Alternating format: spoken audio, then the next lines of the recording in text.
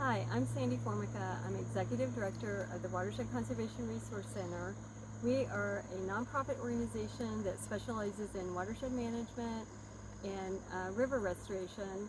And we take an ecological restoration approach on all of our projects and restore the channel, riparian, and wetlands, and any other natural features that are within our project site.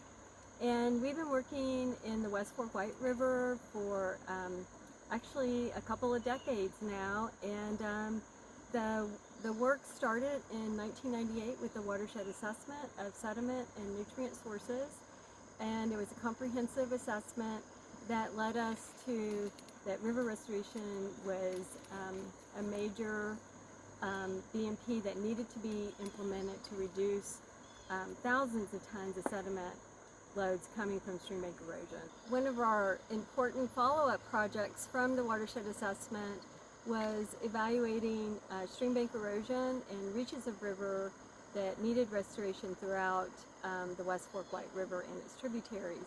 And this was a project funded by the NRCS. It was a CPI project, and we prioritized sites for restoration, and we did several river restoration projects, and following that we were able to get a $8.6 million RCPP award from the NRCS. 4.3 was federal dollars and 4.6 was matching dollars, and that project focused on restoring large sections of the West Fork White River to reduce sediment and nutrients to protect our drinking water source, Beaver Lake. And that project has been extremely successful. We've implemented several projects, and we will continue implementing through a PL 566 program, which came out of the original RCPP project.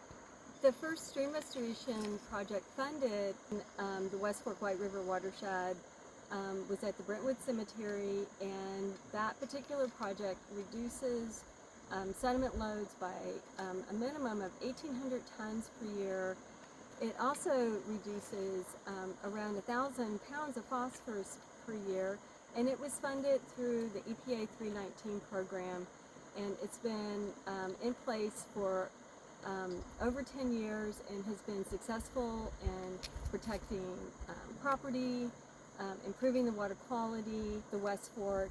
It's in the headwaters of the West Fork, so it's directly related to where the 303D listing removal has occurred. That first West Fork White River restoration project not only restored the channel and the riparian area, but it created a series of 4 wetlands that treat floodwaters, but it also treats stormwater coming off of a major highway that runs through that area. I'm Matt Van Epps with the Watershed Conservation Resource Center. The WCRC and partners have been working in this watershed for almost a quarter century.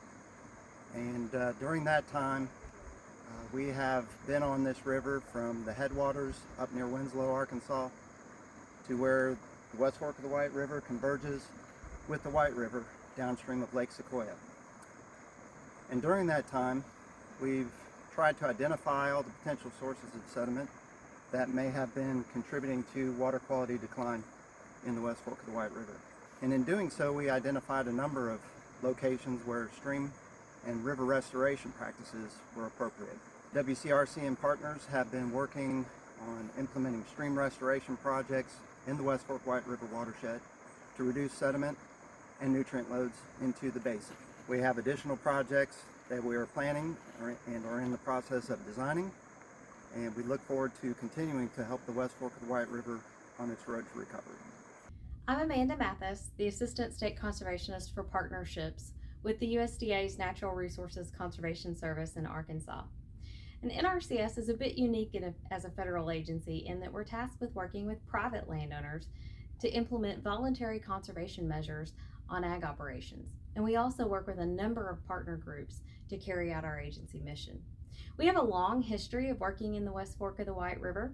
Over the past 10 years, we've worked with close to 40 producers to implement some type of conservation practice throughout the landscape. Most of that has been primarily geared toward working with producers on pasture management practices like rotational grazing systems, which really help us increase the amount of forage availability on the landscape and has positive water quality impacts as well because we're reducing sedimentation and erosion. We've also worked with forestry producers in the area to do timber thinning, prescribed burns, and things that really help our overall forest quality. But in 2016, we partnered with the Watershed Conservation Resource Center on a Regional Conservation Partnership Project, or RCPP. RCPP was first funded in the 2014 Farm Bill, and it was really built around a central idea of a co-investment approach, where partners would bring non-federal leveraging to match with the NRCS dollars to really let us amplify and accelerate conservation adoption within a given project area to address targeted concerns. In the West Fork of the White River, our RCPP project's primary goal was water quality and reducing sedimentation. Years of planning went into getting us to the point to where we had a great watershed management plan that was in place that really helped us identify some specific areas where we needed to work. And the RCPP kind of used a two-prong approach where we worked with private landowners on on-farm land management practices, and we also utilized our Watershed Protection and Flood Prevention, or PL 566, program to help implement some large-scale stream restoration sites in cooperation with some government sponsoring organizations.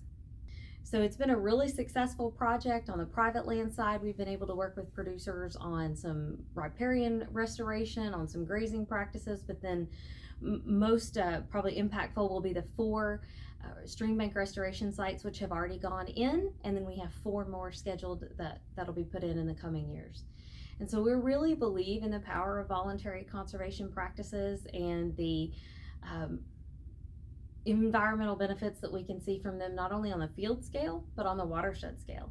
And I think this RCPP was really a great place for us to really accelerate and amplify conservation in a very targeted approach, and that's paying dividends, and we're very excited to see the delisting and be very happy to be part of this partnership.